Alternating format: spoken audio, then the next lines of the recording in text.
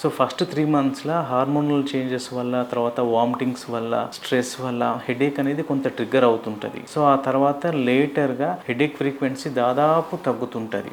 అంటే ఫస్ట్ 3 మంత్స్‌లో first trimester అంటాం. సో దానివల్ల ఈస్ట్రోజన్ లెవెల్స్ అనేవి కొంత ఎక్కువ అవ్వడం వల్ల ఇనీషియల్‌గా వాళ్ళకి కొంత హెడేక్ అనేది ఎక్కువ అవుతుంటది. ఆ తర్వాత నెక్స్ట్ 6 మంత్స్ వాళ్ళకు చాలా మటుకు హెడేక్ అనేది కంట్రోల్ అవుతుంటది. ఏంటంటే అన్ని రకాల మెడికేషన్స్ మనం ప్రెగ్నెన్సీలో తీసుకోలేము. కాబట్టి మెయిన్‌గా కొన్ని రకాలైనటువంటి మెడికేషన్స్ అంటే పారాసిటమాల్ కానివ్వండి, అవసరమైతే చిన్న చిన్న ఎన్ఎసైడ్స్, బ్రూఫిన్, నాప్రోసిన్ ఈ టాబ్లెట్స్‌తో పాటు వాళ్ళు రిలాక్సేషన్ మెథడ్స్ అంటే రాగానే ఐస్ ప్యాక్ అప్లై చేసుకోవడము, తర్వాత డార్క్ ప్లేస్కి వెళ్ళడము, తర్వాత సౌండ్ అన్నిటి అవాయిడ్ చేసుకోవడము అలా చేయాలి. సో దాంతోపాటుగా కొంచెంమందికి వామిటింగ్స్ ఎక్కువ డీహైడ్రేషన్కి వెళ్ళిపోయి హెడేక్ ఎక్కువ అవుతుంటుంది. కాబట్టి ప్రాపర్గా హైడ్రేషన్ మెయింటైన్ చేస్తూ, తర్వాత వామిటింగ్స్ కంట్రోల్ చేసి, సో రిలాక్సేషన్ మెథడ్స్ అంటే ప్రాపర్ స్లీప్ మెయింటైన్ చేస్తే చాలా వరకు మనకు ప్రెగ్నెన్సీలో హెడేక్ రాకుండా చూసుకోవచ్చు.